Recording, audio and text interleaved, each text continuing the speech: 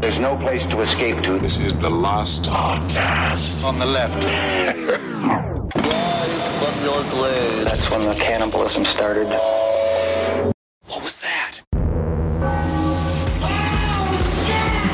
Man, oh man, am I hungry. You are. You know what it comes down to? It's like, because with the Donner Party, right, you're eating people. Right. And all that stuff. And then they said it's like, starvation begins to occur technically 7, 8, 9 days after you haven't eaten. Sure, right? sure. Like that's when starvation starts to happen. Your muscle starts getting dissolved. But like, I'm hungry now. Right. And I ate like 45 minutes ago. Mm-hmm. And if there was anything near me, I mean, like, honestly, I would just... So you're saying that you would just aggressively eat people if you were part of the Donner Party with no concept of the fact that you actually look like a hairy turkey. Preemptive strike.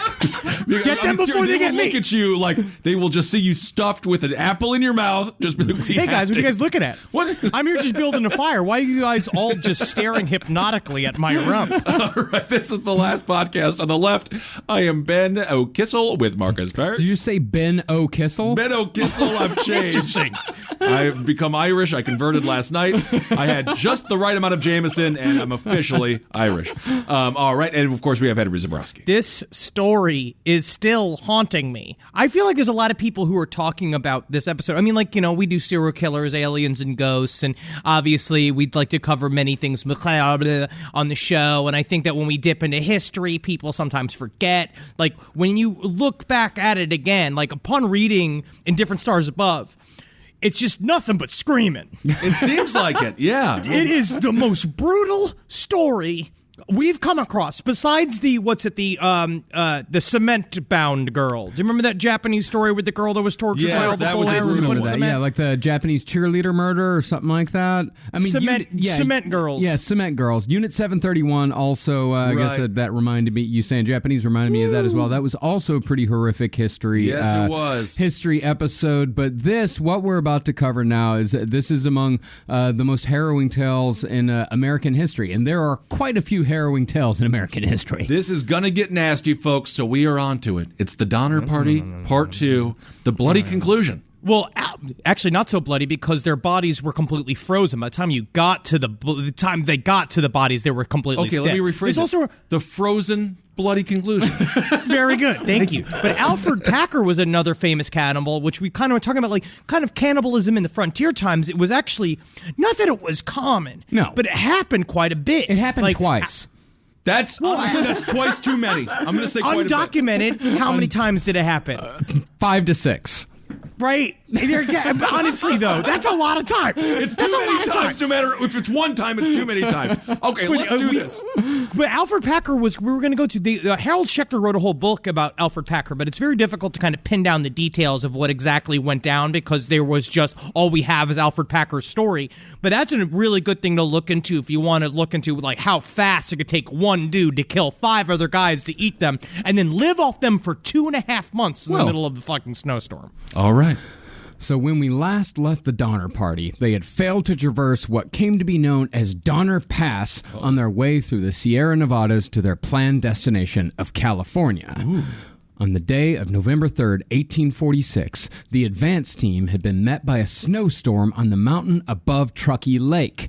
They camped out for the night, but when they awoke, they were all buried in snow. Yikes. They went to sleep, and apparently one of the lead dudes, because like a grown man, because at this point, I mean, it's been hot out there for a pioneer. All right, they're out there. They get stuck in there. They're like, okay, we're gonna make a big push. They were so tired. They're like, okay, we're just gonna sleep for the night because they were carrying the babies. It got so cold. All of the women, all the men were carrying all the children, which was half the camp. Right? They were trying to get them. They couldn't do it, so they went to sleep. And then the first one to woke up screaming, thinking that he was the only one left on the mountain because snow had covered everyone. And they all just woke up like, like if you've ever woken up in a yard after drinking all night in college. Sure. Well, I think if you wake up screaming, they just call that a frontier rooster. First one to wake up. Truckee Lake also sounds like a place that you would go with your friends during your Jinko phase, and you smoke really bad swag weed, but you're just like hanging out at Truckee Lake. Me and Dee were talking about, how about if we just made a band that was all bass? So the team decided it was best to head back down, and the snowstorm that had begun the day before extended itself for a further 8 days. Oof. Now, before we truly get started on the tales of cannibalism, and I say tales in plural, it's important to know just how terrible the winter of 1846 into 1847 actually was. Okay. Besides all the other hardships the Donner Party encountered, they were caught in the middle of one of the coldest winters ever recorded, not just in the Sierra Nevadas, but in the entire Western Hemisphere. Yeah, they were in the middle of a thing called La Nina, which is Spanish for the Nina. Do you remember that? I do remember that. It's a great Chris Farley sketch. I would say this, could have done without that. If you're in this camp, you're just like, really, snowstorm. And then you have to laugh. Yeah. One day you have to look at your friends and be like, it's snowstorm. Like Clark Griswold, my mandatory Clark Griswold reference, where he just starts freaking and you just have to start laughing. And like, get me my boss, tied with a bow. And then it cuts to Clark Griswold chopping off Beverly D'Angelo's beautiful breasts and cooking them on a fucking spoke. Don't do that. As it's written about in The Indifferent Stars Above, which again comes at the highest recommendation. It's so fucking good. It's so fucking good. Here's some of the other tragedies that occurred that same winter. In Nebraska, 600 Mormons died of exposure, hypothermia, or starvation in a series of harsh blizzards. Jeez. In Ireland, the cold that winter was one of the main factors that led to the Great Irish Potato Famine, which killed over 1 million people. Wow. And that's just the deaths. In Oregon, the Columbia River froze solid. And think of the fish. Think of the immediately became fish sticks. Isn't that crazy? And the potato famine, all they had was potatoes. Isn't that interesting? It is. We learned this one episode. I forget what it was, like 5 years ago. Someone had to explain to me what the potato famine was. I've been telling Puffin a lot of history. Good Lord. But Puffin, his poor deaf ears with all the sound. As far as what the Donners experienced, they endured no less than 10 blizzards in the 5 months that they were either just outside or actually in the Sierra Nevada mountains, walking or living in snowfall that went up to 20 feet deep in some places. Because they didn't listen to anybody. Right. They didn't take a bit of advice. This is what happens when you don't, if you're going to poll people and ask them what to do, you fucking listen to them because this shit happens. Well, how many people in the Donner Party could you say, you deserve this, it's entirely your fault, and how many people were just following orders? The guy whose fault it really was, he'd already left. He took off for war in Texas. Well, he had been banished. James Reed. Okay, so... Yeah, James Reed. And he had made it through the Sierra Nevadas. He made it through to the other side. Wow. But out of the other people, they were just kind of going along with it. We're going to follow what this guy James Reed says. He seems to know what he's talking about. Also, I'm sick of every person that I look at, so let's please just part ways as soon as we possibly can. So James Reed was the only person fighting in that war in Texas, just thrilled to be there? It was in California. In California, just thrilled to be there because he's at least not dying at the Donner Party?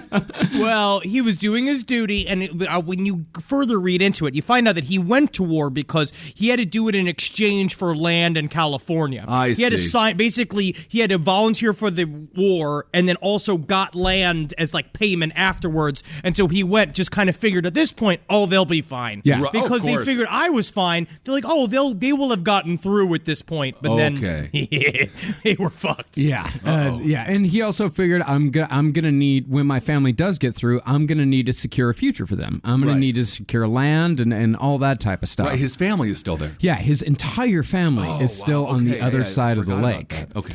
So when the advance party returned to Truckee Lake, the search for shelter began. Now the Breens, who were the largest family, they were about the only ones to get somewhat lucky in that respect, as they happened upon an abandoned cabin. Hey, all right.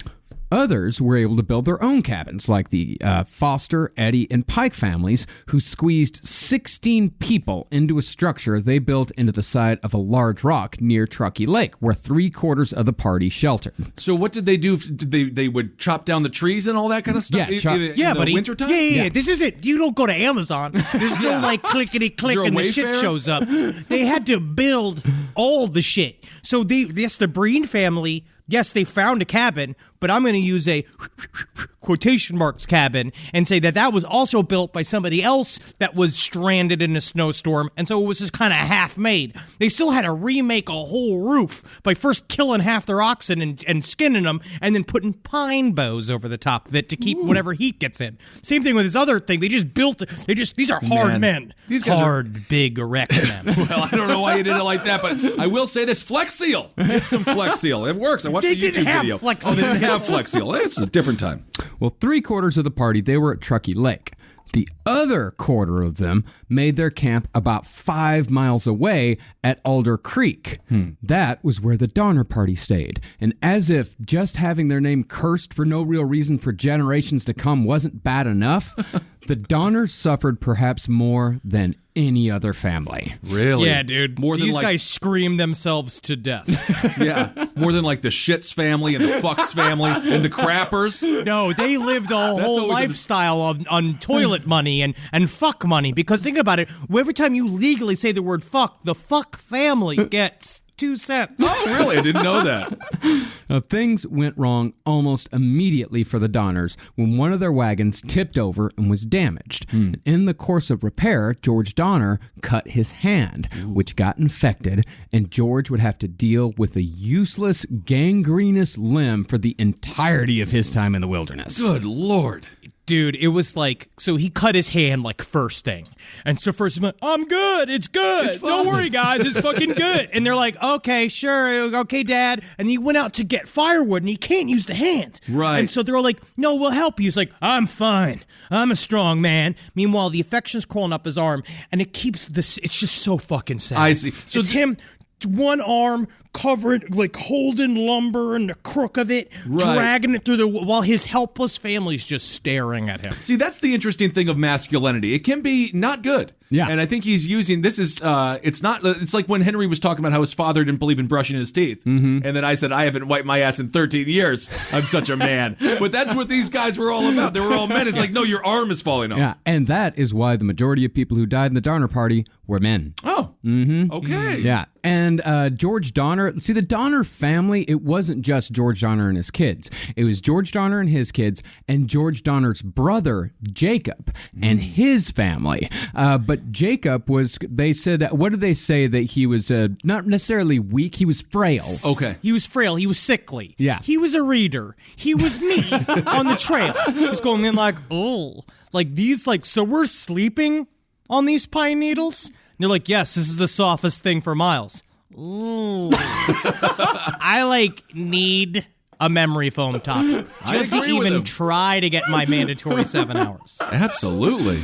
Well, to make matters worse for the Donners, they tried building a cabin, but the snow fell so hard and fast that they were forced to abandon the construction and set up what they thought were 3 temporary canvas tent structures. But they would stay in those tents for the duration.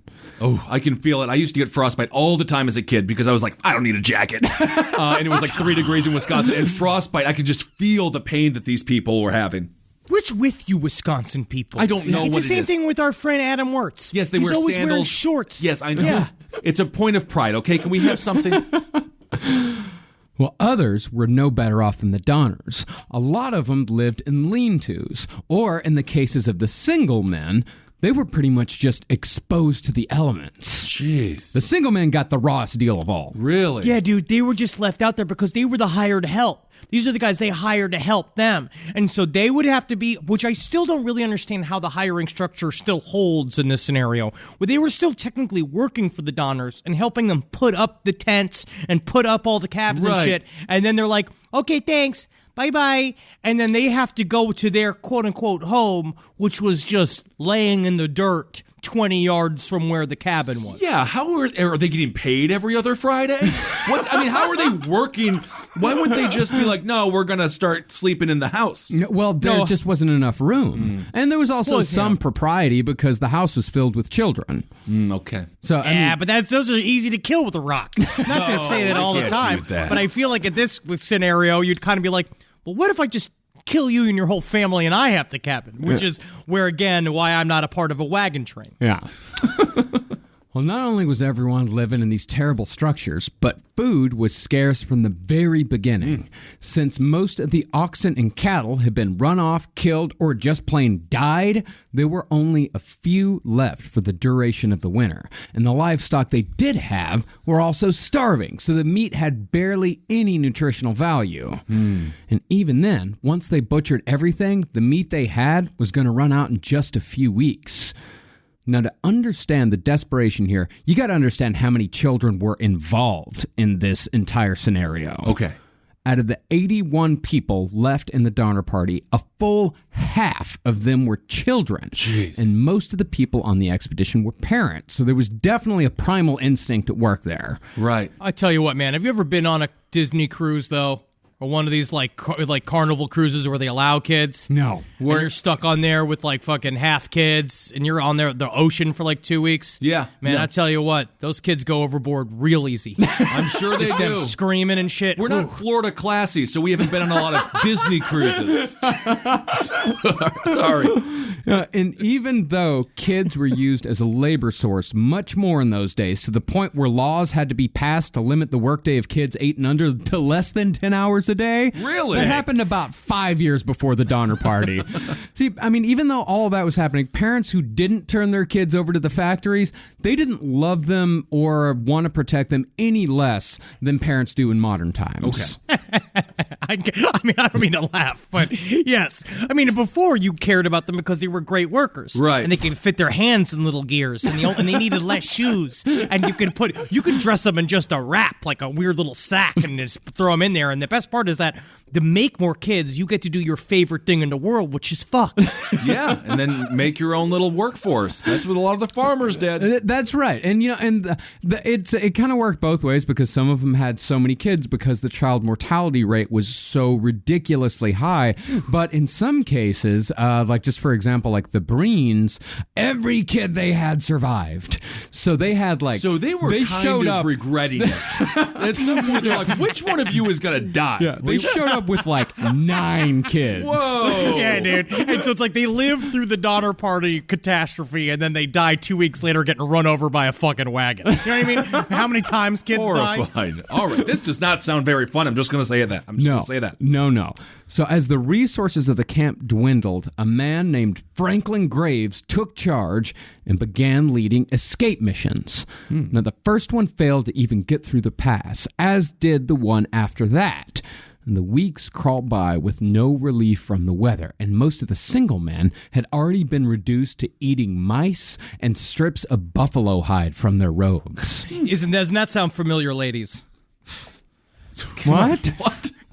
All the single men out there, man. That's all they're good for, man. Eating mice, strips of buffalo hide. I know how it is, ladies. Kick them to the curb. The Right, dump Beyonce your song? boyfriend. What's wrong with it? Destiny's Child? That's all they had to eat. That's all they're good for, man. Get a job. That's what I say. Single man, get a job. For what's happening out there, mice doesn't seem that bad. It is. Beef jerky. Yeah, it is, I love buddy. A little beef jerky. It's not beef jerky. First of all, it's not necessarily as what it's bad about eating mice. It's that mice, it was all they had to eat. Right. I mean, you're talking, how much meat is on a mouse? Oh, that's one of those age-old questions. How much meat is on a mouse? Do you remember Pudgy? Pudgy love would have been Pudgy. good. Yeah. Oh, Pudgy was great. He was chubby. Yeah, but those are just, and there's like what? I think there was something like 6 or 7 of these single guys. Yeah, they're eating mice, and it's absolutely not beef jerky that they're eating. Like they're eating rugs. They're eating their Yes. clothes. Oh, They're eating their like- clothes, and they have to boil them down until they become this jelly that you can consume. This gray, just flavorless stuff you scrape at the bottom of the pot and you just put it in your mouth. And also, these are full-grown men. These are hardened, A lot of them veterans out Yeah. here doing all this shit, and it's like they are fighting over mice. Yeah. This is not Crazy. like they would see one and go run off like it's Wendy when I throw a fucking toy. And this is like a full-grown frontier man, and there's something about that that's very frightening to me. Yeah. It's a bunch of full-grown men with axes fighting over tiny animals. It's got to be weird being like, Henry, come over here. Take a when guys take a look at my dump, and then you're like, look at it. It's got a members only logo on it because they had to eat their members only jacket, which probably doesn't taste very good. Well, yeah, they're just rayon now. None of that's leather anymore. Right. Yeah, and the buffalo hide stuff that they were eating, normally they would use that as glue. Oh my God. All right. So not good. Yeah. Once again. And what's- Yeah. Okay. At no point is anything going to be good here. I'm just going to get used it's to that. only going to get worse. No, it's all bad. It's only getting gonna worse. keep getting worse until the end. They don't set up a Six Flags or anything like that. Okay. No, there's no fun turnaround in this. Okay, This all does right. not become a resort. At any So point. is it safe to say this is the high point? Are we at the high point? We're at the, Yeah. we're at the high Okay. point right now. Do you know in Caddyshack when they're about to lose the golf course? Uh-huh. Imagine it's that the entire time. All right. I am now mentally prepared. And you mentioned Six Flags, and that was something that I kept thinking about when I was researching this. How boring was this? Oh my God. Yeah, buddy. I mean, you got to. I mean, there's nothing to do. You're constantly starving. Yeah. There's no activities. You're not going to be gabbing with the people. It's just survive. But that's the thing. It's not even like just survival because there's nothing to survive on. It's not like you're foraging. Horrible. You know who these guys needed? Ryan Stiles. Because Ryan Stiles improv, could huh? make enjoyment out of anything. Just land him in there doing party quirks. That's what they could have done. Whose line is it anyway? Shut up. Shut the fuck up! Well, what's more, the extreme cold meant that everyone's bodies had to work harder to stay warm, which burned more calories, which meant that people's bodies unwittingly started to cannibalize themselves before they started cannibalizing anyone else. Finally, in mid-December, about 6 weeks in, Franklin Graves couldn't stand to look at the gaunt faces of his family any longer and decided he would lead a team through the mountains at any cost. This guy was a fucking badass. He was. I like Franklin Graves a lot because he was like, fuck this. It's like, my family's not dying out here like this. So the first thing he did was like we need goddamn snowshoes. And we are turning into it and like just got his family working. Just be like, everybody get up. Right. We're doing this. We're making snowshoes. And then kids would go on to make shoes from then on, which I think was an important way to start it. As long as the kids weren't the snowshoes, No. I'm fine with. Why did it take him so long to be like, I've had enough of this? Why not just do that initially?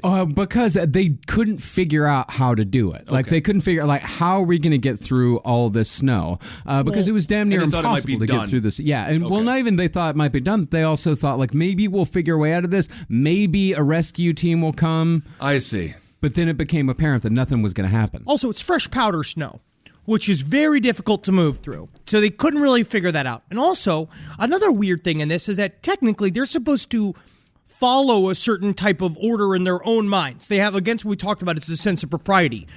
George Donner was technically in charge.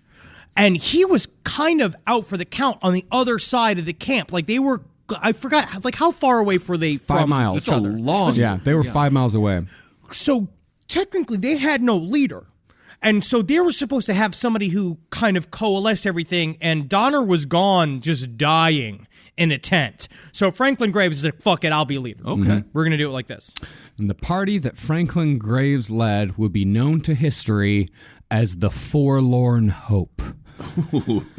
Not a good sign. No, not at all. Horrible sign, as a matter of fact. There's no B&B there now called the Forlorn Hope. I never stay in a place called the Forlorn Hope. No, where they are right now is now Truckee, Nevada, right north of Reno. Okay, very cool. Beautiful country. So Graves and 16 others, 10 men, 5 women, and 2 children, set out through the pass on their homemade snowshoes. And there was no coming back from this one. They would either succeed or they would die. But they did have guides. Charles Stanton had already been through the mountains 3 times before, and they still had the Miwok guides, Lewis and Salvador.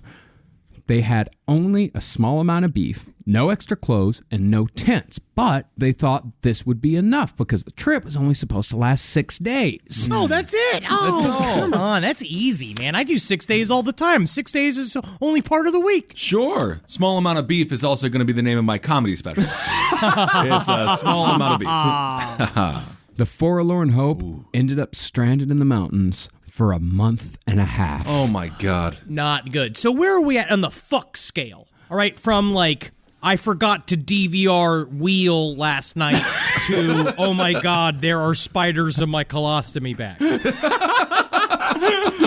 I would say they're at about 6.5 right now. Okay. Out of 10. Okay. Yeah. About a 6.5. But The it's somewhere. spiders are circling the colostomy bag at this point. Yeah. They've discovered there's a tube. Yeah. Okay. Now, this is the story of the Forlorn Hope. Again, bad omens marked their departure. The day before they left, Bayless Williams, the servant of the Reed family, had quote-unquote lost his mind and died after being ill for weeks, having completely given up any hope of survival. Okay. Now, Williams was the first of many to be buried 6 feet deep in the snow because the ground was already too deep to even reach. Too frozen? Too deep. Too deep? Yeah, the deep, snow is dude. 20 feet deep. Jeez. And pretty soon, the Donner Party wouldn't have the energy to even do that with their dead. So the Forlorn Hope knew their journey would be difficult, but they didn't really know how horrible it was going to be until they actually got out into the deep wilderness. The snowshoes worked, but the act of sinking down your foot and having to pull it back up again with every step was exhausting. Yeah. And right now, you're thinking, oh, that's not a big deal. Like, oh, I walk through snow. I do all this kind of bullshit. But it's number one, you're on a mountain. Yeah. Number two, yeah. it is fucking to the death. This walk is to the death. You are starving and you are bored. The only thing you have to concentrate on is the movement of your feet, which is eventually going to make you kind of go insane, Yeah, too. it's a nightmare. And also realize the gravity of how fucking difficult this is. Absolutely. Yeah, this sounds almost impossible. Yeah, I mean, to put it into perspective, just think about how big a pain in the ass it is to just walk like 2 or 3 blocks in a heavy snowstorm. Yeah. Then multiply that by 1,000. Then put it on a mountain. Then add the fact that you haven't had a real meal in months. Jeez. And that was just the walking. There was also the snow blindness. As Brown lays it out, snow blindness occurs when ultraviolet B rays reflect off the snow and damage the person's cornea. And the higher the elevation is, the worse it is. It makes you nauseous, it gives you a splitting headache, and eventually it blinds you. And if the exposure is long enough, the blindness can be permanent. And the Donner Party didn't have the slightest idea how to fight it. Could Yeah. have done without that. Yes, indeed. You know Wow. what happened was that they didn't have sunglasses. No. They didn't make this look good. Which is Right. why normally this is like not a thing you think about. They didn't know what it was. Yeah. They're just walking, all of a sudden they're going fucking blind. And That's I'll tell you what, horrible. and if you think that's hard, try running a podcast network. Yeah. And then we're Oh gonna my! talk I about can what's relate. difficult. Every day. Yeah, man. They should have gotten one of those military grade sunglasses that you can run over with a truck. Should have got it in 1846. They should have just ran. I mean, just put it into their Amazon wish Yeah. list. Yeah, Definitely. get They that- should all be watching the same infomercials at the same level of drunk that you do at 4 a.m. and then they would have been fine. Yeah. Well, it's a good reminder that we're not living in the worst times. No, we absolutely is are not. much worse. We're all flush with tactical flashlights. Oh yeah. But as difficult as the snowshoes were, they were essential in the first part of the journey, as the only two without them turned back in the first day, bringing the party down to 15. But they hadn't made it 3 days before they would lose another member. But this time, the loss would have grave consequences for both the Forlorn Hope and the people back at Truckee Lake. Okay. See, even though Lewis and Salvador had crossed the pass before, they'd never taken the path that they were now walking on. And that was paired with the fact that the two barely spoke English. Why don't they go on the treaded path ever? Because they can't see the wagon trail. Yeah. Because it's covered in snow. I So see. normally the wagons have ground a path into the rock, but they can't see it now. And so they're just walking around in their hands and they're fucking half blind as well. Right. The Forlorn Hope's main guide was Charles Stanton, but Stanton's fatal flaw was that he was only 5'5". I'm being triggered on purpose. That is put in there. You're saying, yes, he has little legs. I'll put this in. I'll read this in the outline. That meant that he has little legs, but had much more difficult time pulling themselves out of the snow again and again. Actually, and first of all, I was planning on reading it this way. That meant that his itty bitty legs had a much more difficult time pulling themselves out of the snow. No.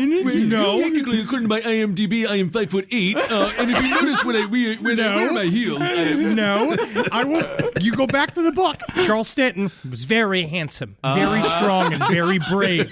The reason why he died first was because he had already been up and down the mountain pass 3 times. Oh, he's too which is what a alpha. short man could do. He was Right. too good. Oh, I see. That's why he died. He was also more susceptible to snow blindness than many of the others. He's so close to the ground. He's like, oh man, what a guy. God damn it. And this was only the 3rd day. And that time, they'd only made it 14 miles. And they had 50 more miles to go. Jeez. Stanton started falling behind, catching up to the group at night. Then, on the 5th day, as all the others stood to leave the camp, Charles Stanton sat down with his pipe and told him he'd catch up later. You guys get down to the end of the hill. I'll be right behind you. Hey, before you go, Mary Sue? Mary? Yeah. Can you just tell me how 7 ends? The movie 7. The movie 7? It's Brad Pitt's wife's head is in the box. Wrath. It's Wrath, Brad Pitt's Wrath. Well, I'll catch up to you soon. Okay. Strange you know what the movie 7 is. I just need to know. It's been plaguing me. I haven't got around to seeing it. There's so much content. Well, it doesn't come out for like 200 years, so yeah. Hello, my name is Henry Zabrowski for 23andMe. 23andMe is a really cool DNA testing service that can offer insights into your ancestry, health, wellness, and traits. My 23andMe taught me a whole bunch of stuff about my genetics that I never knew before. Do you know that I'm genetically disposed to be short?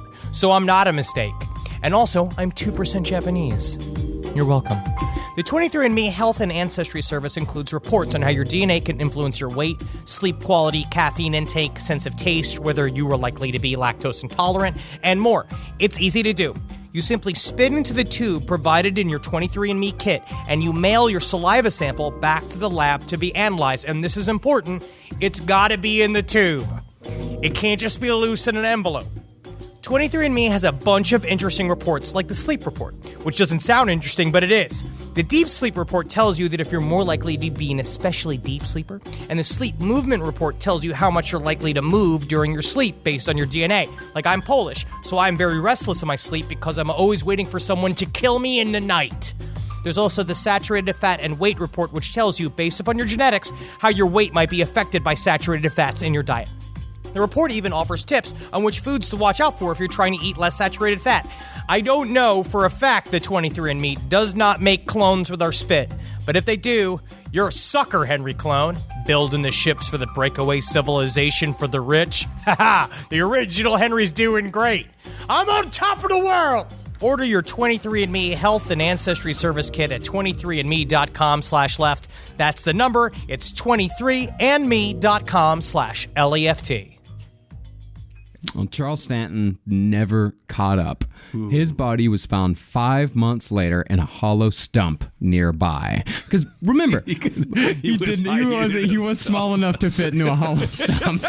He was Where is he? Where the heck is this guy? Oh my God, he's laying completely. To show everyone His that even in entire death, he had a sense of humor. Okay, so How did he ever climb out of the stump? Maybe he couldn't climb out of the stump. Maybe that was the problem. He was warm in the stump. I see. okay, so remember, these people, they were not in tents at all. Right. They were sleeping outside every night in temperatures that ran from the low 20s to the high teens, with mountain winds making it even colder. Wow. And it was snowing almost constantly, with only a few breaks. And when the sun finally came out during the day, giving them just a little bit of warmth, it melted the snow, which made it even harder to walk through. So they're walking through a slushy. Yeah, basically. Sometimes, Yes. it was either I can feel a tiny bit of warmth on my skin and have to go through a hell slog, or I can be freezing cold and able to walk on like the hard crust of frozen snow. Right. Now, since Stanton died, the party had no choice but to follow Lewis and Salvador. Oh, man. Poor Lewis and Salvador. And if this movie was made in 1978, it would be played by Cheech and Chong, unfortunately. I love them. And they were not happy to be in this scenario. They were absolutely not happy to be stuck with these people. Now, these guys, they did know the land a little better, but for the most part, they were just as lost as the rest of them. Now, had Charles Stanton survived just a few more days, he may have prevented the party from making a mistake that would cost most of them their lives. Again. See, the party had got through the 6 Mile Valley and had come upon a ridge. If they would have climbed it, they would have found a road that went down to Bear Valley, which would have relatively easily led them to the nearest settlement, Johnson's Ranch. If they would have done that, the journey would have taken them 9 days at most, just a couple more than they had estimated, which would have brought the rescue parties to the camp at Truckee Lake a lot faster, which would have prevented all sorts of tragedy. Yeah, dude, it was right over the ridge. Right. All they had to do was peek over the ridge, and they would have seen where they were supposed to go. Oh, my God. And now, do we know if Charles Stanton, he was the one who smoked the pipe? And do we know if he was baking cookies in the stump at this point? Do we know if Charles Stanton became like the first Keebler elf? Do we Is know that- Or elf? Oh, this is what we're doing? This is how we're roasting the dead? Let them roast the dead, not us. But instead of climbing the ridge, the Forlorn Hope turned south to the easier path and went downhill. They then descended into a 3,000-foot deep canyon, having no idea where they were going or what they were doing. Total nightmare. Yeah, dude, we're moving towards the level of fucked of, I've left my keys outside. I left my keys inside, and I just got out of the shower. I walked out the door thinking there was an intruder. Now I'm locked outside and I'm nude. Yeah. Wow. The beef they had brought was almost gone, and the real hunger was about to begin. The food ran out on December 22nd, and on December 23rd, an Irishman named Patrick Dolan had a suggestion. I've got a bit of an idea. I've been looking at your feet, and I've been wondering what it'd be like to barbecue them. Is that too blunt for you? I guess the Irish got a different way about them. Now, Patrick Dolan thought that the best idea was to draw lots to see who would die so that others may live. Now, this may strike us as premature because they'd only gone a few hours without food at this point. Yeah, I think this guy was it's always good to plan. Yeah. But you've got to remember, these people were not only fighting for their lives, but for the lives of their families. Plus, it's not like these people were eating steaks 3 times a day. Right. Their food was nothing more than small pieces of lean, salted beef with less nutritional value than a strip of Old Trapper. No. God, I love Old Trapper. It's my favorite We do. thing We all ever. love Old Trapper. Oh my God, it's the best. So a piece of paper was torn into strips, and the men took turns drawing for their doom. Uh-oh. And the unlucky soul who drew the long one was the man who had suggested they do it in the first place, Patrick Dolan. So Now, isn't this ironic, don't you think? It's like rain on your wedding day. that is the most Irish thing I've ever heard in my life. Such bad luck. But when it came time to do the deed, the group discovered that none of them had it in them for cold-blooded murder. Yet. Uh-oh. But as William Eddy, who had, by the way, William Eddy, he suggested a duel instead of drawing lots. William Eddy has said a lot of very intense things. Well, you'll find out, like, Eddie's nuts. Yeah. Like, he'll say just he's some great, shit. though. Where I it's mean, just he's a hero of the story, but he's What fucking crazy. What if we do a snowball fight? And the person covered in the most amount of snow is the one who gets eaten. Okay, you know what I'm thinking is, we tickle each other until the first one pees their pants. Listen, it's weird. I know it's weird. But the first one that pissed their pants, we kill that guy. But William Eddy, he was the one that pointed out, he's like, you know what? We don't have to kill anybody. One of us is going to die sooner or later. Right. And the odds were definitely for sooner.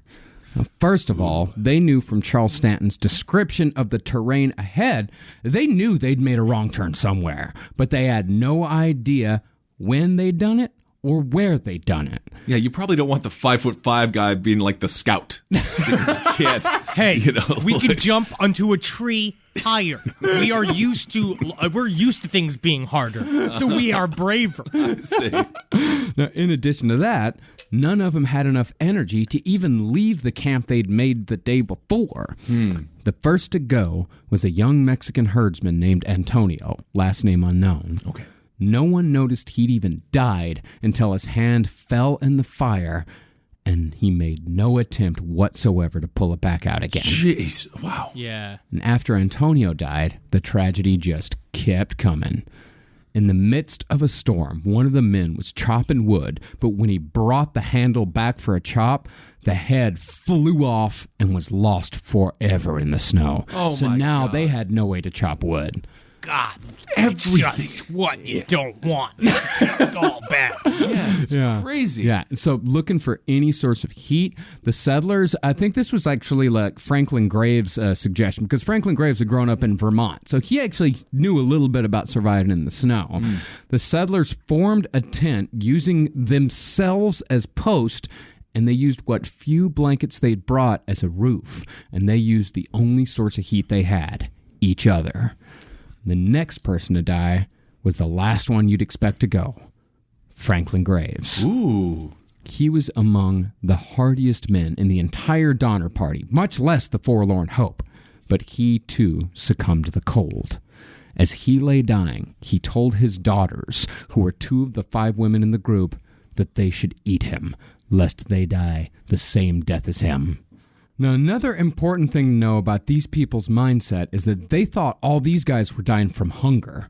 They were actually most likely dying of hypothermia, but these people had no fucking clue what hypothermia was. Right. Well, they felt like they were dying of hunger. Yeah, that was kind of where it was going. They felt like they were dying of hunger, and so they didn't really understand why people die anyway, but hypothermia is a bitch. Yeah, for sure. And that's why these people couldn't understand the behavior Patrick Dolan exhibited before he died.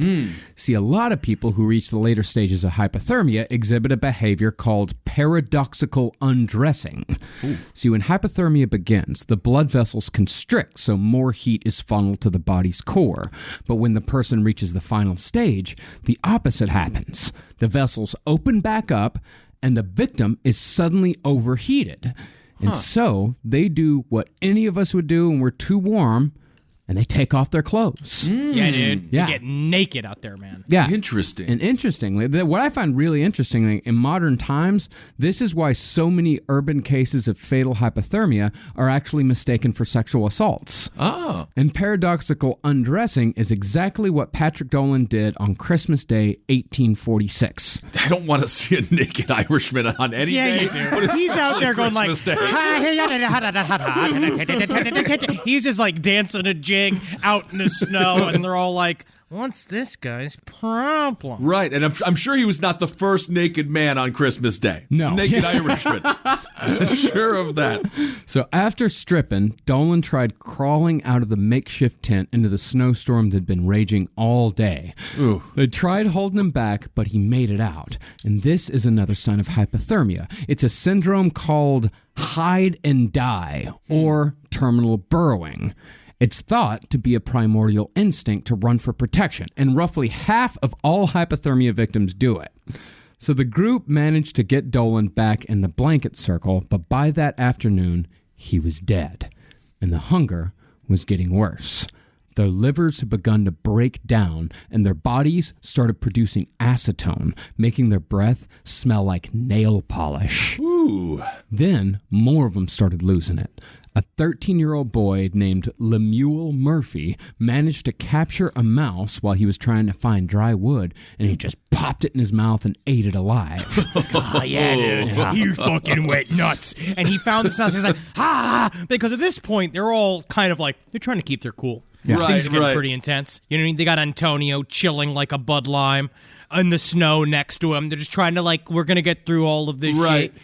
He goes as he eats the food. The problem is this. About 36 hours into starvation, the hunger pains begin to leave because your body starts to readjust. Like it makes it so, because basically hunger pains come from the glucose levels in your brain reach a certain point where they're like, okay, you got to eat. We're going to make it really difficult for you to not eat. You're going to eat whatever the fuck comes across.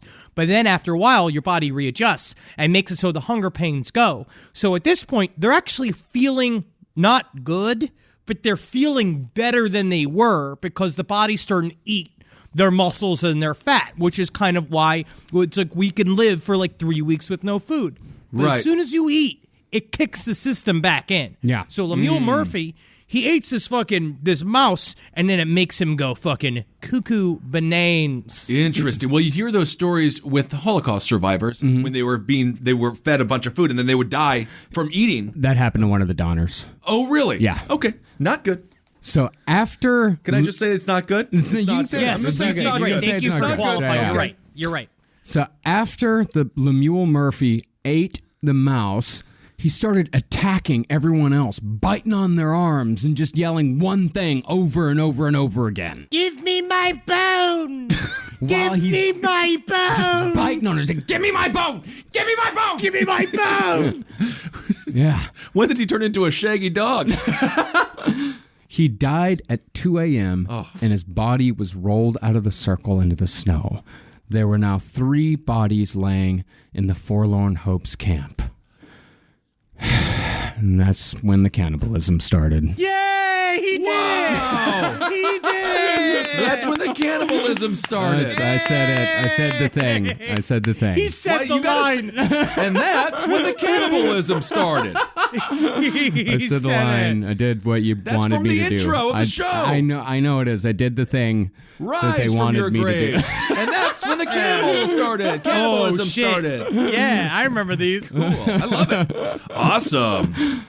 So the morning after Murphy's death, it was decided there was no other choice, so they began butchering the 3 bodies that lay frozen in their camp. Okay. So they did have to choose. So they had to organize who was going to get who. Okay. Because no one wanted to eat a member of their own family. Jeez. First, they removed the heads, hands, and feet of the cadavers, which is common among cannibals as it helps to dehumanize the meat. They seem pretty good at it, like right off the bat. Well, I mean, it's almost like a primordial type of urge, like because you're looking at it and you're thinking like, I can't eat a person, so I've got to make this look less like a person. That's why I don't like going to pig roast where the pig is actually on a spit because it's horrifying. Yeah, it makes you feel weird. Yeah. No, not me, man. It's the opposite. I like seeing the face. I know. I don't understand. That's a non-hypocrite's way of looking at me. I like seeing the feet. I actually will agree. I am a hypocrite when it comes to that. They then opened the torso and brought out the liver, heart, and kidneys. And that's the most likely thing to do because that's the most nutritious meat by this point because their muscles are all gone. Right. 3 of the survivors were either the sibling or spouse of each of the deceased, so the party divided into 3 groups so no one would accidentally eat the flesh of their kin. They found some dry firewood, and the meat was roasted on sharpened stakes. What they said, too, is that, again, their hunger pains had sort of left. Right. And so for a while, this was like they were doing this rote butchering, and it felt like butchering an animal. So it was a little bit more like, oh, okay, we can do this. It was fine, but it was slow going. But they said when the smell of the cooking meat hit their noses, they became ravenous with hunger. Because, I mean, it just smells like fucking beef, sweet, delicious, Pork. beautiful pork meat. Yeah, interesting. The only ones who didn't partake in the meat were Louis and Salvador. Because they looked at this whole thing like this is an abomination of the highest order. Right, right.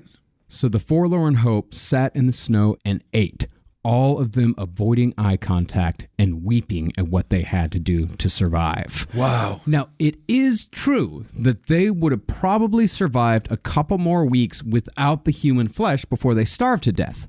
But before we judge, it is almost assured they would not have had the energy to continue. They just would have sat around that fire trying to find dry firewood until they just starved to death. Well, this is a small exaggeration, but not that much of an exaggeration. When I was 380 pounds, I did sit in a Ponderosa booth after about my 5th plate, and I did begin to cry. because it got quite sad. That was It's one a of little those, different. Yeah, it was one of those aha moments, and then I realized I couldn't tie my shoes. And that's another moment I realized I had to lose This is some like weight. the opposite. This is the complete opposite of the Donner Party. Yes, it is. It's the obese, eating well fat is actually sad. Well, obese is actually sadder than.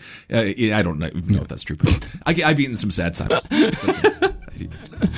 Hello, you ghouls. Today's episode of Last Podcast on the Left is brought to you by Dollar Shave Club.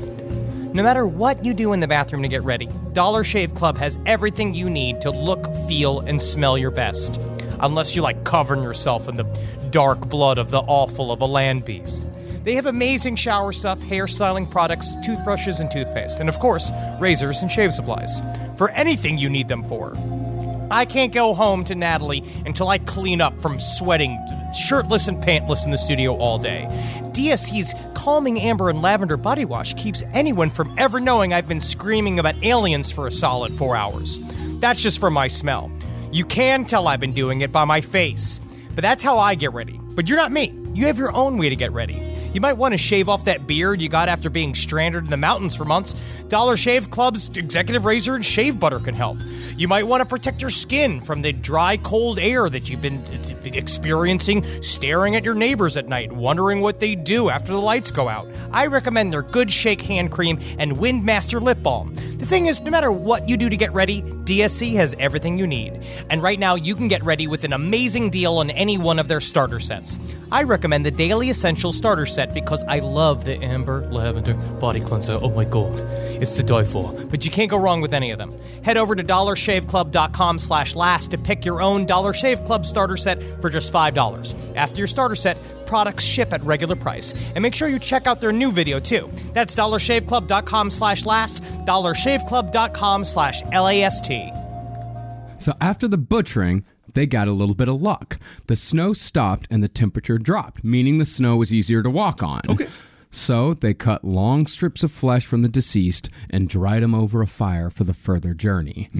In the end, only 4 days' worth of meat could be harvested from the starved bodies, and still there were weeks left to go. Jeez. That is kind of what they brought up in the book that was interesting. It was like the way he said it, way Brown said it, it was almost a little suspicious. Where he's like, if you really look at the stats of Franklin Graves, you'd expect a yield of 66 pounds.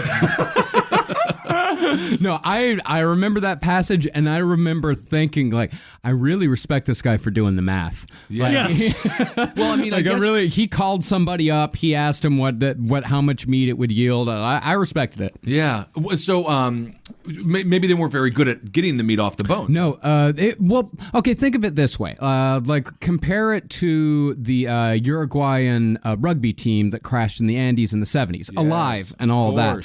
Those guys were all athletes. They were a rugby team. Right. So there was quite a bit of very good meat left on those guys. So they were able to get some choice cuts, not to be too indelicate. Right. But they were able to get some pretty choice cuts of meat from these guys. The Donner Party, by the time they had started to butcher, Franklin Graves and such, and the other two, there was very little meat left on their bones. So you think that organized sports would have really helped out? Yeah, actually, yeah. Because they had a little bit more muscle. But it's also the proper diets. They had been walking for 2,000 miles. They had gump bodies.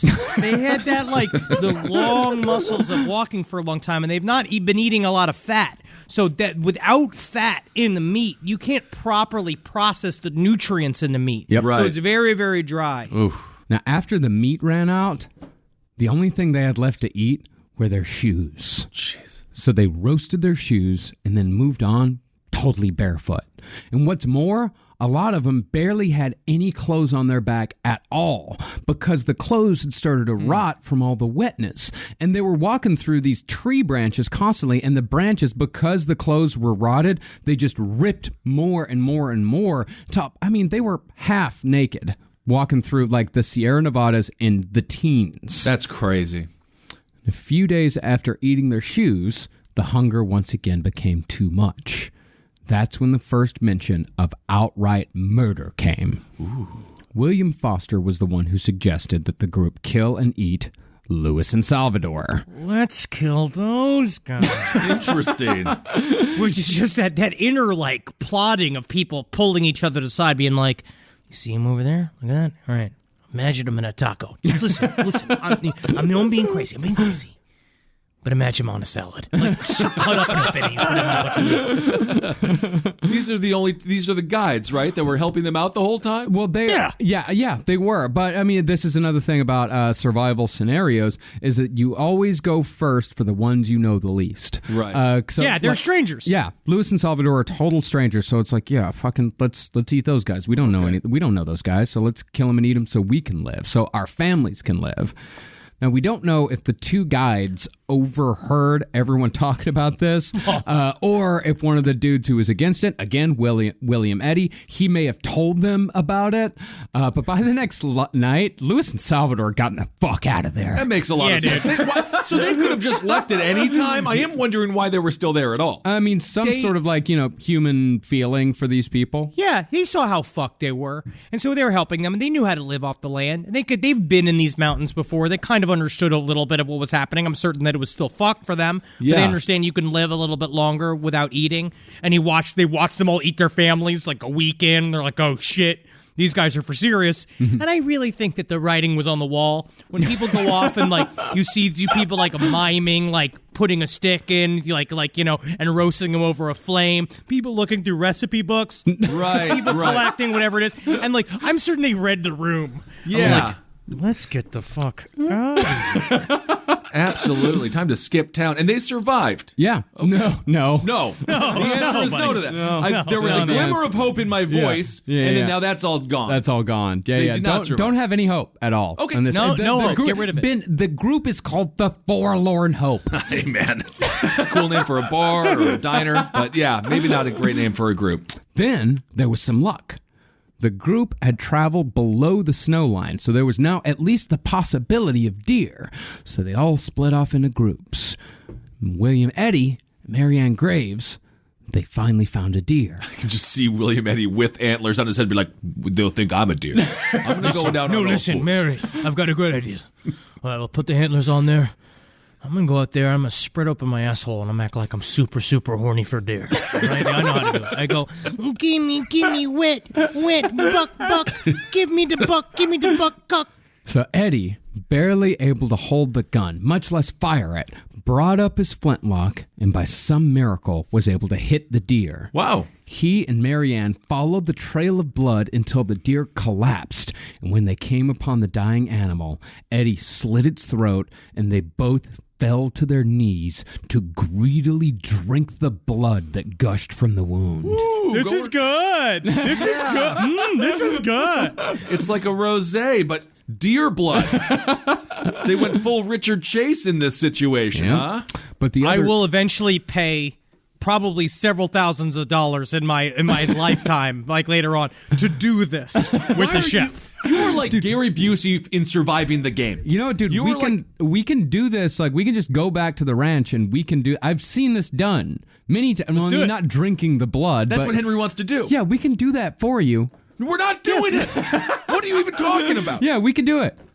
I experience things differently than you two. I experience things deeper. Yeah. More significantly than you two. Yeah, you hang the deer up. I want to feel the rush of life from that animal into my bodice. It's not how it works. Yeah, so. sure. We kill a deer, we hang it upside down, slit the throat like we normally do, but instead of having it flow into the blood bucket, you can just have it flow on you. Like a Polish fat Carrie? Give me the bone! No. Give me the bone! The thing was that was just Marianne Graves and William Eddy. There's still all the rest of them still out there in the wilderness, all looking for their own deer. And that night, as Jay Fostick and his wife Sarah searched for deer, Jay, the man who had played fiddle for everyone back in Nebraska, slipped out of consciousness and died. Well, Sarah Graves had now lost both her father, Franklin, and her new husband to the Forlorn Hope journey. When she ran into the Fosters on the way back and told them what happened, they didn't wait a second before asking if they could eat them. They jumped right in. They were like, "So we can have them then." And then she's just like, "Yeah." I mean, maybe give me like a second. They're like, I just want to look at his dick. I want to see if it's big enough for me to eat it into a bun. Is that disgusting to me? Wow. Yeah. So they were all about it, the Fosters. The Fosters were all about it. Okay. Like, she just looked at him and said, like, yeah, you can't hurt him now. Go ahead. Jeez. So the Fosters butchered the body on the spot for convenience of conveyance and brought the torso, legs, and arms back to the camp on their backs. My God. And even though William and Marianne had brought venison back to the camp, the Fosters still impaled Jay Fostick's heart on a stake, roasted it, and ate it up. Now, I don't want to be crass here, but did they tie his arms like a little backpack around their neck? How do you haul this body? They butchered it, meaning they cut off the arms, they cut off the legs, and put them into like little pallets and put them on their back. So he could carry the torso and she could carry the limbs. Yikes. But then they said it was the same. It's the smell that did it. They said the overcoming smell of the meat cooking. Right. They were like, all right. So they'd already eaten what was left of that deer. And then Sarah Graves had to sit separate while they then double down and ate her fucking husband right in front of her, where maybe she turned away or whatever. But it was just like, it's fucked because they just stuck a heart on a stick like it's a marshmallow and started cooking and eating it. All of them is going like, like loving it up. Right. I mean, I know there's really no respectful way to... Well, no, there is a respectful way to eat a human body, I guess. It seems a little bit rude the way that they did it. Well, no, they weren't all sitting around laughing and singing campfire stories. Like, they were... we don't know what they were doing. We don't know quite. Okay. It was still very, very grim. I see. Okay. The party was now down to 7. 5 women and 2 men. They kept going, and finally they reached the bottom of the canyon. But that had come at a price. Since they'd all eaten their shoes, everyone's feet were cut up by sharp rocks and were swollen from the snow. They were only 20 miles from their destination, but the worst was still to come. Yikes. So now we're moving into the spiders have gotten down the tube. They are inside of you. They have discovered that they can lay eggs. Ooh, all right. Again, Foster suggested murder. He had his eye on Amanda McCutcheon, but again, Eddie objected, saying she's a fucking mother. So Foster said, fine, let's kill the Graves sisters. They need to kill Foster. Like, let's kill the Graves sisters. They don't got any kids, and now, Sarah don't even have a husband anymore, so what does it matter? Let's just kill and eat them. At what point did Foster say, like, you know what? I'm actually really enjoying this. He seems way too into this. He is. I feel like it's a strange thing that comes over the group where the human meat is easier. And so the human, because it's right there. And sure. They say there's something that changes with, what's it, anthropophagy? Is it anthropophagy? Yeah, anthropophagy, yeah. Or arthropophagy, whatever. Anthropophagy. Where when there's a line's crossed, right? It's you start dreaming about eating human as people. Like when you're that level of hunger, you're dreaming about it. And also, there's a thing that happens in your brain when it travels from, you're my friend Kissel. We hang out and we drink beer and we'll smoke weed and we have fun and we ride on planes together, right? To Kissel, you're at least 150 pounds of meat that I can consume. Where I'm looking at you and I'm actively made hungry by your body. Mm-hmm. Yeah. Well, this is really getting scary for me here. I don't know if a little guy like you could handle all this meat. You'd be surprised what I can do. No, Marcus would be too stringy. Henry, Henry and I are probably the best tasted. Yeah. You're too stringy, Marcus. You think so? Who's got the biggest, tightest butt in this room? Oh, I vote Marcus. You just messed up, buddy. Well, as far as how Foster was thinking, there was another thing that Brown talked about in Indifferent Stars, was how humans turn feral. And this happens a lot in, places where food is very scarce, like in the siege of Leningrad. People started eating children first. They just started eating anything, and it's one of those things where you watch a post-apocalyptic movie and you wonder, it's like, wow, how are all those people feral? Like, how do they actually get to that point? There's actual science behind that. People act like that. Once you take everything away from a group of humans, society and any sort of societal norms completely break down, and we turn into into the most dangerous animals on the planet. All right. But after Foster suggested that they eat the Grave Sisters, fucking Eddie stepped in again. Okay. He drew a knife and said that he would kill Foster if he didn't fucking drop it. Nice. That's one version of the story. Okay. The other version is even worse. The other version says that Foster even went so far as to lure Marianne away from the camp so he could kill her before Foster stopped him. Mary, I'm over here. I'm here with Deborah. Wait a second, is that? Yeah, it's me. Wow. Everybody loves me. Ray Romano? Come over here, Mary. Certainly not gonna eat you with my father. What's he doing out here? You know, like, considering how weak everyone was, it was probably more likely that Foster just suggested it, and Eddie, like, weakly pulled out a knife. He's like, I'm gonna fucking stab you if you say anything else. Okay, right. So everyone is very weak here. Everyone's very weak, yeah.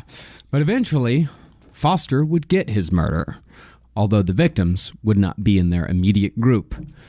A couple of days after the murder threat, the party, by chance, ran into Louis and Salvador. Yeah, dudes. And if they were doing the Cheech, if it was Cheech and Chong behaving it, they have since found a pine cone that they're smoking. And they're having a great time with two big-titted, like, women that they think are big-titted women, but it's just clods of dirt that they put together. Now, stories vary as to how it all went down. Some say the party came upon Louis and Salvador laying by a stream, too weak to move, near death. Okay. And it said that since they were near death, Foster took out his flintlock and shot both of them in the head. All right. The others say that Louis and Salvador, who were Miwoks, by the way, I mean, these guys, they knew the land, and even if they didn't know the land, they sure as hell knew how to survive on it. So it's possible they were doing just fine and were killed as healthy men.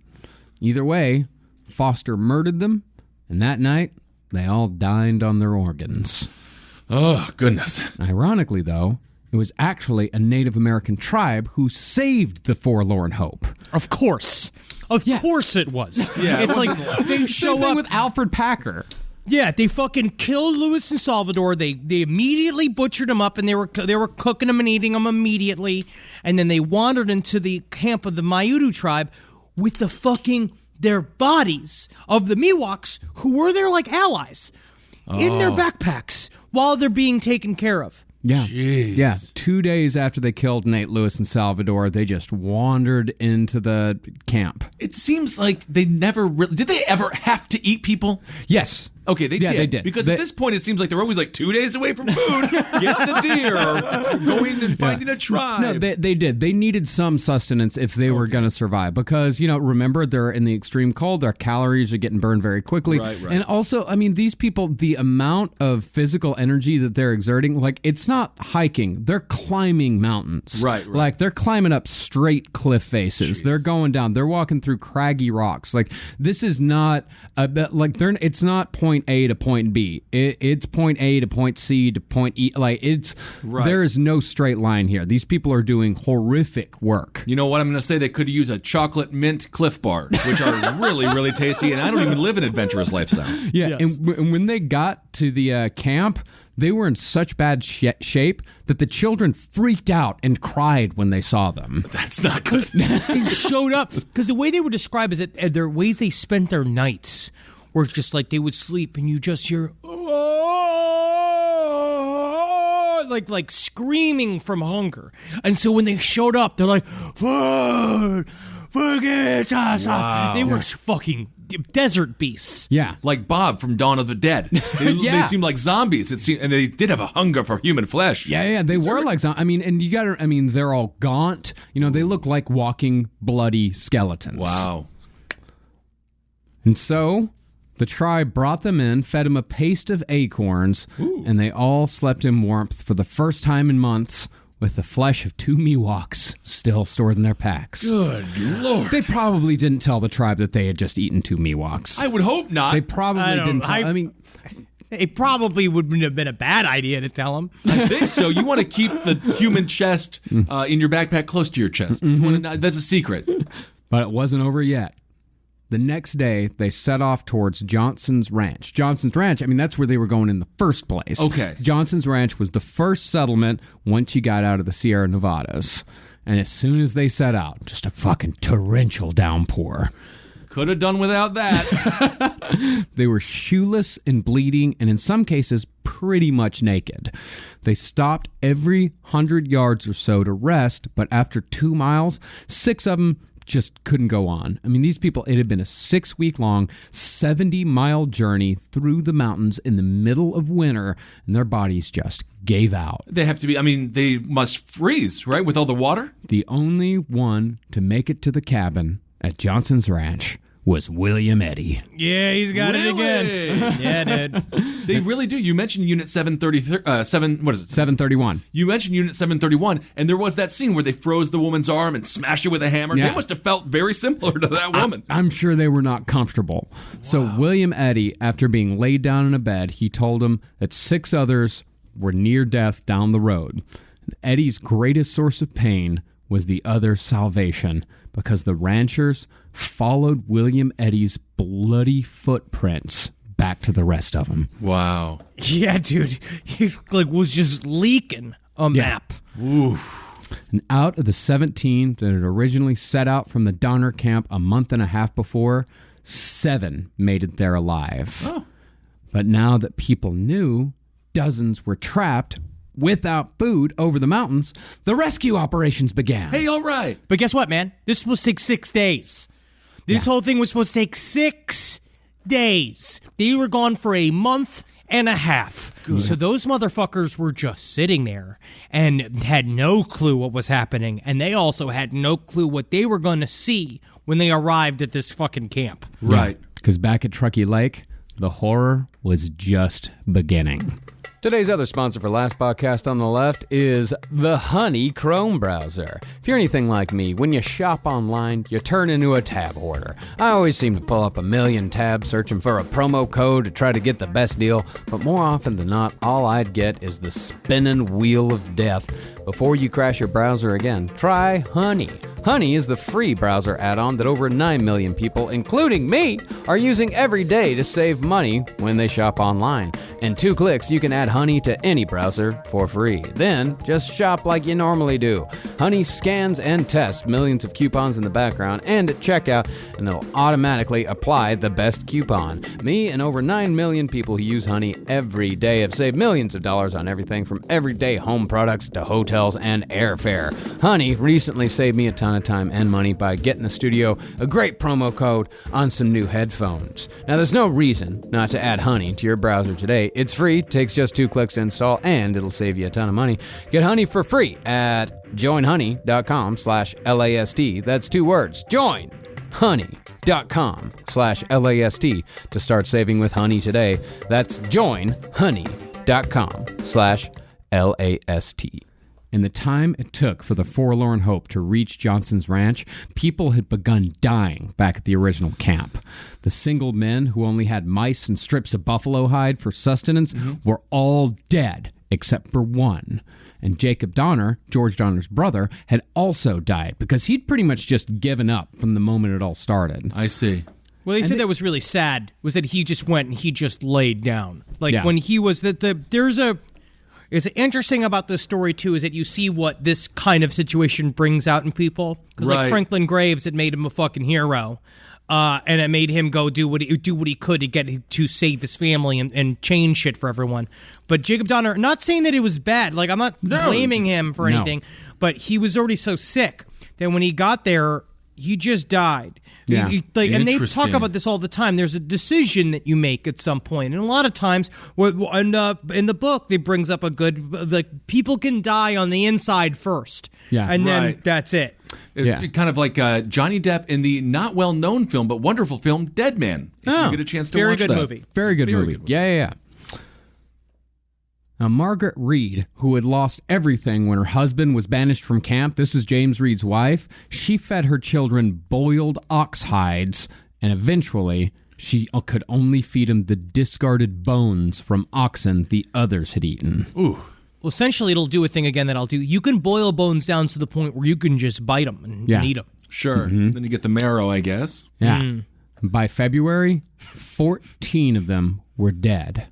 But at the same time, the first of 4 rescue missions had set off from Johnson's ranch, calling themselves the First Relief. Well, it sounds like Kenny Rogers Band. First poop of the day. That's what it sounds like. Yeah, first poop of the day. What I do miss is groups of guys giving themselves a name. I love it. Yeah. Because I wonder if that starts first. Yeah, we're putting together the first. You want to join the First Relief, boy? Can we be the How About It Boys? I want us to be a mountain boys. We're the mountain boys having fun out in the mountain. Oh, yeah, and the First Relief, they were a ragtag group of do-gooders and mercenaries. I love it. And, of course, it's Farm Aid followed, and Willie Nelson performed. Yeah, there was Jotham Curtis, Septimus Mootree, and a German known only as Greasy Jim. I never wash my hair because there's no reason to. Why let anybody hold me? It's too easy to fall in love these days. I prefer to be single. Greasy as a bar of soap. Never touch. They were all paid the kingly sum of $3 a day. And they arrived 2 weeks after setting out. So even they doubled the trip time. They knew it would take 2 weeks. They knew it would take 2 weeks. Okay. Well, they were reasonable, and they did run across some. They ran across some troubles, but compared to everything else, these were all guys who knew what they were doing. Right. Okay. They knew how long it was going to take them to get there. They knew what they were doing, and they got there 2 weeks later. And when they arrived on February 18th, they discovered the camp was under almost 20 feet of snow. Wow. It was so deep that when a person had died in a cabin, the survivors had to dig inclines in the snow from the door to drag them out. And because of that, corpses just scattered the camp. This to me is the most thing like a horror movie. A part of is that where this starts is that they come over the ridge and they're expecting to see fires going. They're expecting to see people kind of like whatever tent because they don't really know. And they walk in and it's just dead bodies everywhere. And you can see almost nothing because they were essentially completely covered in snow. Mm-hmm. Yeah, and the guy he came and he was like, this can't be where the camp is, because they went exactly that's where they told him it would be. Right. And he just was like, hello, and one frail woman crawled up from the snow, and she was like, I think what she said was, "Are you men from California or from heaven?" Yeah, dude. Wow. Trick question. California is heaven. Tell me about it. I love it. 70 degrees and sunny. 22 people were brought out by the First Relief. Most of those were children, but scores were still left behind. Now, Margaret Reed and 4 of her children were included on that first trip, which was actually relatively not that bad. Only 2 people died on that one. That's it. Yeah. That's it. Okay. But one of those was 3-year-old Ada Kesselberg. It took the First Relief a day to convince Ada's mother to leave the little girl behind. And the man who finally convinced her later wrote that the child's spirit went to heaven, her body to the wolves. Ooh. And as the First Relief crossed the pass, they met the Second Relief on their way to the lake. Hey, all right. That group was led by none other than James Reed, back from fighting in the Mexican-American War. It's unbelievable. People didn't believe me that I would be a part of this entire expedition. But I said, I'm going to come back from Mexico, and I'm going back to that mountain. You can't even believe. It's incredible what I can do. James Reed, he had never forgotten his family. But after he lost a battle, he left the war and traveled to San Francisco. And he managed to raise $1,000 for the rescue attempt, and he also gained the support of the Navy. Got a few men from them. Okay. Because James Reed went to San Francisco and was like, listen, there's 80 people trapped on the other side of the mountains. Could you please help? Right. So James Reed, he's coming through. Huh. So when Margaret Reed saw her husband, she fell to her knees. He ran to her. They embraced. He found out 4 of his children are alive. There's still a few more back. There were still 2 more back at the camp. And so he reunited with his wife, which he hadn't seen in 4 months. Only a couple minutes before he said, I got to keep going. I got to save the other kids. Oh, my goodness. But once Reed arrived, he'd found that cannibalism had already begun. He did it again. Oh my gosh! Is that when the cannibalism started? The cannibalism. Okay, that's when the cannibalism started. Again. Yeah, he did it again. This time at the Donner camp. I love it. So James Reed, he went into the Murphy cabin, and in there he found gnawed human bones strewn upon the floor next to clumps of inedible human hair. Laying in the beds were the weakened children in the care of a woman named Lavina Murphy. It had been the children who had eaten the dead. Really? One man wrote that the survivors looked more like demons than human beings. Oh my goodness. Yeah. That's to be crazy. honest, that's a lot, right? Because like kids kind of scare me anyway. Right. Just in terms of just their potential. You don't know what's going to happen with them. You know, again, go on a Disney cruise and tell me that you don't Sure. experience fear of children. But the idea of children that have gotten a taste for flesh Right. and them all just being like, so it's like immediately looking at you like you're a pile of sausages with a hat on. Terrifying. Now, the Donners had resorted to cannibalism as well. Their children had eaten the corpse of Jacob Donner, and George reportedly wept as he watched his children eat the flesh of his only sibling. Wow. The second relief brought out 17 from that whole scene, 3 adults and 14 children. Theirs was possibly the most harrowing journey of all. Although there was no way they could have known, their fate rested in where they decided to pitch camp on just one night. As Brown wrote in The Indifferent Stars Above, the place where the second relief pitched camp was just about the perfect spot for experiencing the worst blizzards the Sierra Nevada had to offer. And interestingly, less than 100 years later, Walt Disney chose this spot for his Sugar Bowl ski resort, boasting the most snowfall of any resort in California. Oh, Walt Disney. Great corporation. Wonderful man. And, just down the road, this is how bad the weather is there. Now, there is a meteorological lab placed there specifically to measure extreme weather conditions. And this is where they decided to stay for the night. Wow. They had no idea, of of course. course, yeah. That's the thing about the Donner Party. Like, again and again, like, they just had no idea. They just had no clue because no one had ever been in the mountains at that time of year. Right. Like, everyone had they weren't always supposed cleared to out. because the Native Americans knew to not be there. Yeah. Because it sucked being there. Of or else they course. would have been there. Yeah, it was like The Shining. Yes. Yes. Very good. Yes. Good reference. Very good, very good. They ate each other up. Now the storm came. All right. Now the storm came on March 5th. It was so cold that one of the men leaned too close to the fire and didn't notice until the flames had burned through 4 shirts down to his skin. And there was so much snow that the fire pit actually just kept sinking down. Eventually, it made it down 10 feet, and it formed like this big pit that all 17 of these people used as a burrow. And of course, they soon ran out of food. Right. And Elizabeth Graves, another Graves, was the first to die, leaving behind a young child. Uh-oh. Now that I think about it, it really was the Graves family that got the raw deal. Really? They really did. They were good people. Yeah. They were hardy people. They worked really hard. They were strong. They were moral, like kind of tent poles for the entire party.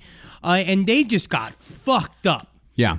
And really, at most points, it was either them trying to help other people, or it was just bad luck. Okay, and this is this is the second relief. This is the second relief. The first relief already made it back. So they're all good. Only 2 people died on the first relief. So there's already like a contingent of the Donner Party that has made it to Johnson's Ranch. They're safe in California. Okay. This is the second relief. Remember, this is 3 people, like 3 adults, 14 children. Jeez. So after Elizabeth Graves died, it was decided that Reed should go ahead to Johnson's Ranch and send back for help.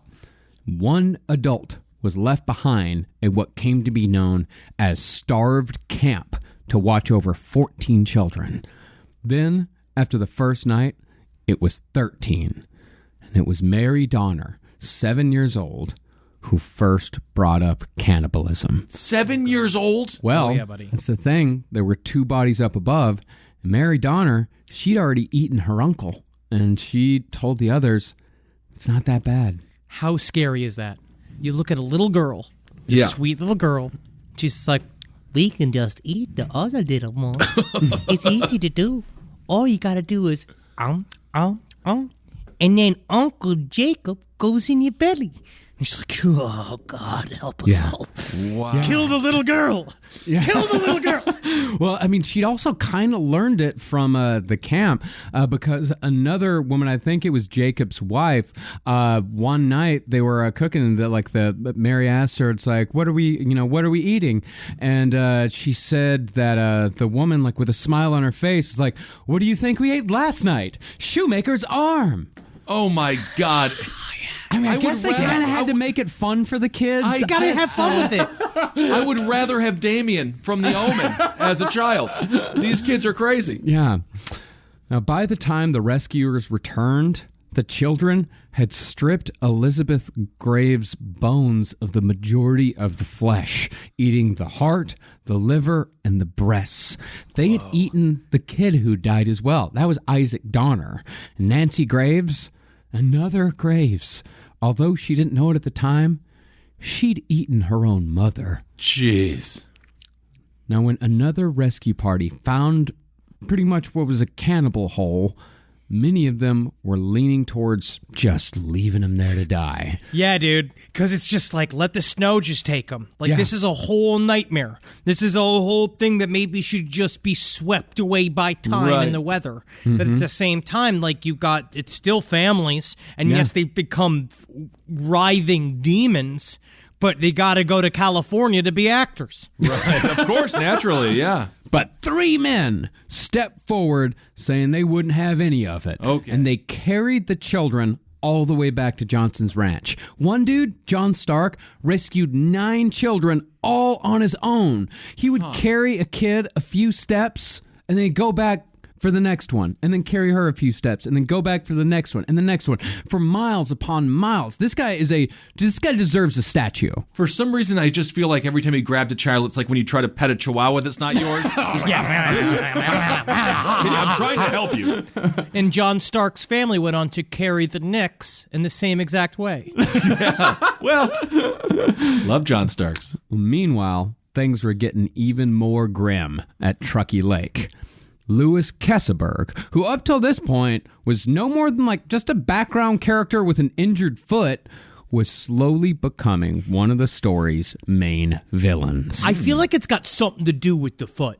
Because early on, so like when they arrived at Truckee Lake, Louis Kesselberg was a guy that he couldn't do very much because he stepped on a sharp branch, which is awful. I mean, like, you like think about this shit.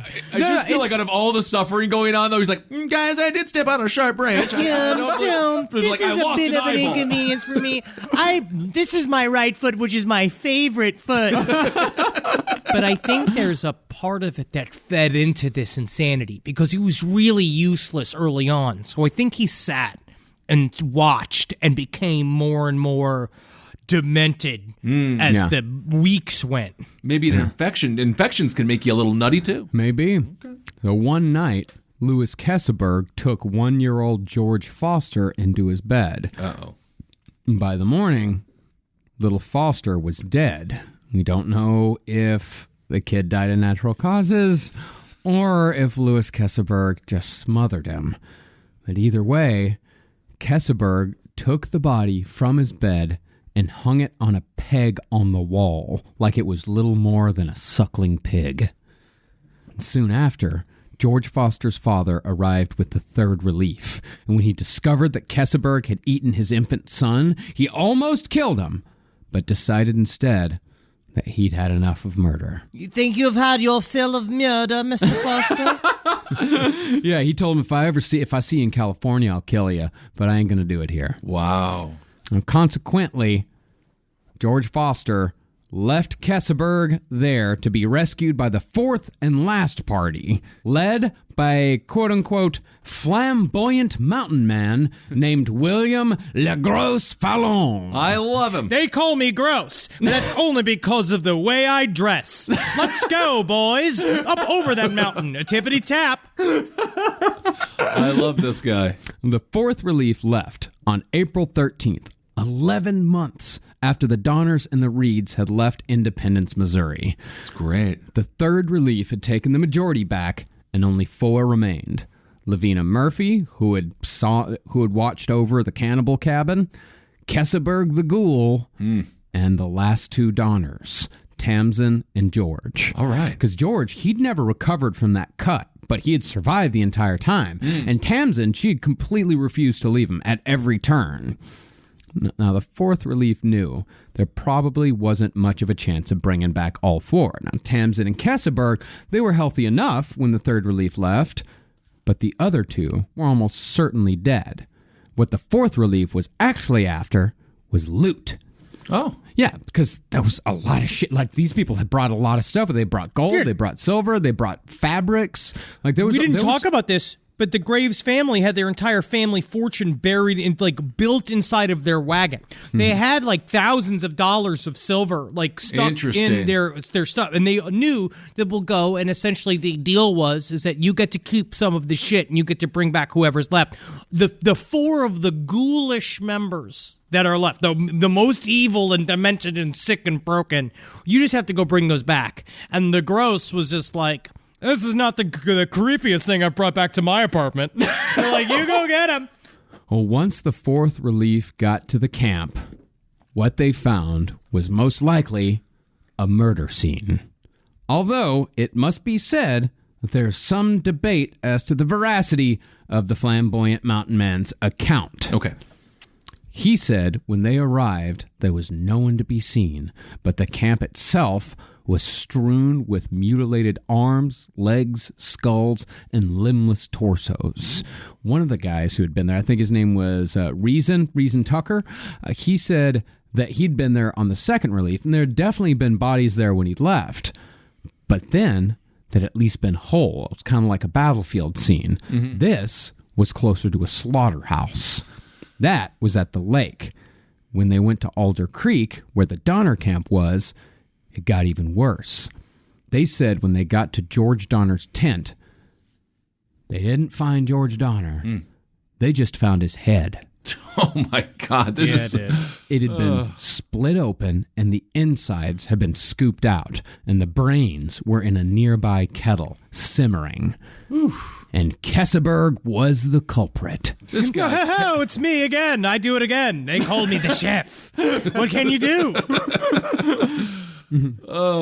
And when the fourth relief finally found Kesseberg, he was not shy in any way about saying that he was the last survivor and that he'd ate all the rest of them, but he also made sure to say that Tamsin Donner's flesh was the best he'd ever tasted. Oh, well, that's good. I don't. Good. Yeah, that's okay. Oh, tell me, you better Yelp it. But Good Lord. he denied murder. And Kesseberg said that Tamsin had died pretty soon after George. Supposedly, after George's death, Tamsin tried to leave because she said, I got nothing here left for me. Like, I'm going to go find my kids. I have to go see my kids. I don't care. I'm going to go. But what Kesseberg said was that she didn't get very far before she fell into a creek. She got wet, she caught a chill, and died that very night. And Kesseberg claimed that her last wish was that he should take the last of the Donner silver to their children in California. Of course it was. Yeah, Absolutely. Definitely. All of this is true. The Indifferent Stars Above, if Jeffrey Dahmer would have just read this book, his defense could have been like, Judge, I was hungry. You have to understand, I was... You don't even understand where I was at. I was doing intermittent fasting. You can only eat 10 hours a day on that. Now, the fourth relief, of course, they didn't believe a goddamn word of it. Right. Kesseberg, he did have some money in his pockets, but the group knew that wasn't all of it, because they had an accounting of what was there. So they tied a noose around Kesseberg's neck and choked him till he gave up the goods. He showed him where he'd buried the rest of the silver, and after the men were paid, they were on their way with Kesselberg following behind. And Louis Kesselberg, who ate more human flesh than anyone else during the winter of 1846-1847, was the last survivor of the Donner Party camp. He died a free man decades later, known till his dying day as Kesselberg the Cannibal. It is definitely a sketch.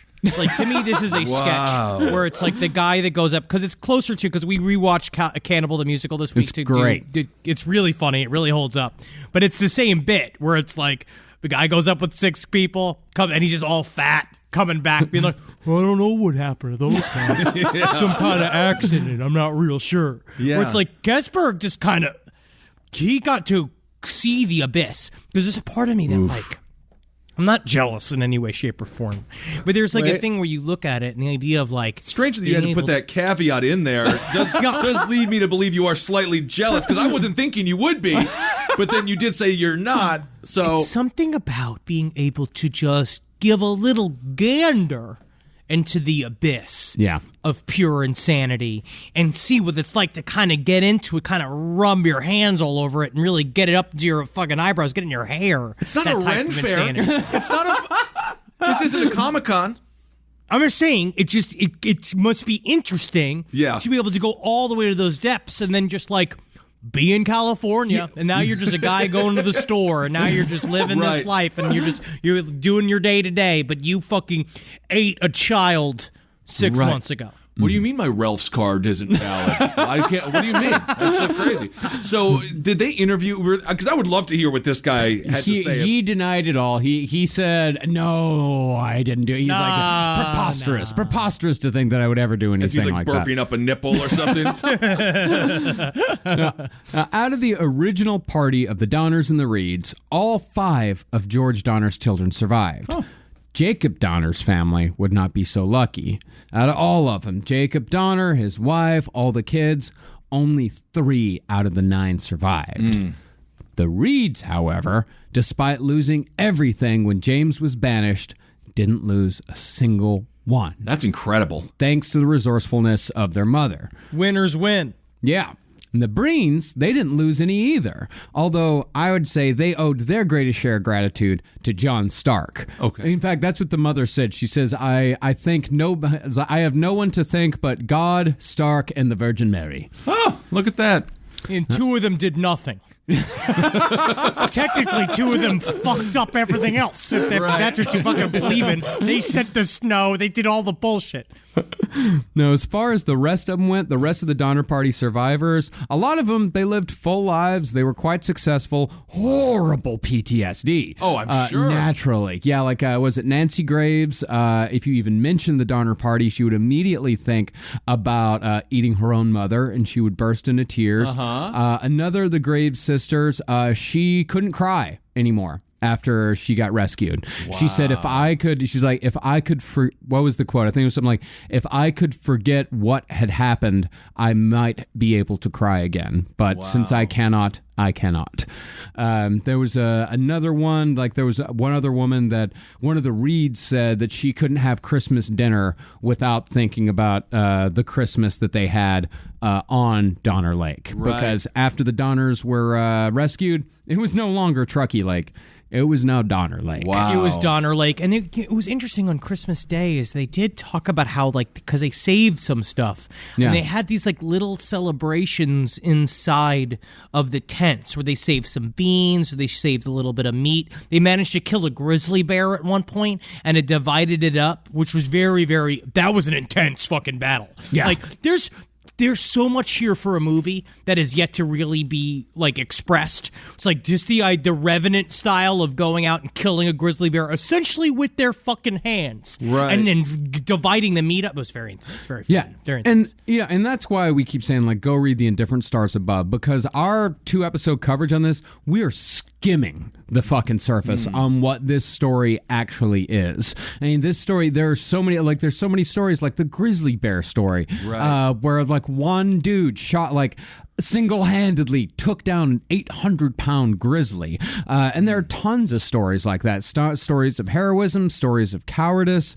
And that's why the Donner Party story is so fucking amazing. And then even what happened to some of them afterwards is a great story. Right. Like Sarah Graves, remember her? She lost both her husband and her father on the Forlorn Hope journey.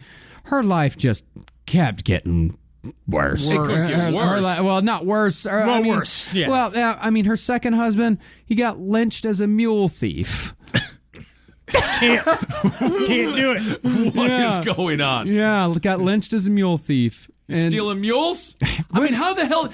Didn't Rasputin used to steal horses and stuff too? yeah, but that was Russia. That was fun. That was fun. He was having a fun time. But what do you do with a stolen mule? Everyone's like, you didn't have a mule yesterday. We're missing a mule, and now you have a mule. Yeah. You're a mule. Well, you take the mule from far away, and then you bring it to where you are and tell all your neighbors, I bought a mule.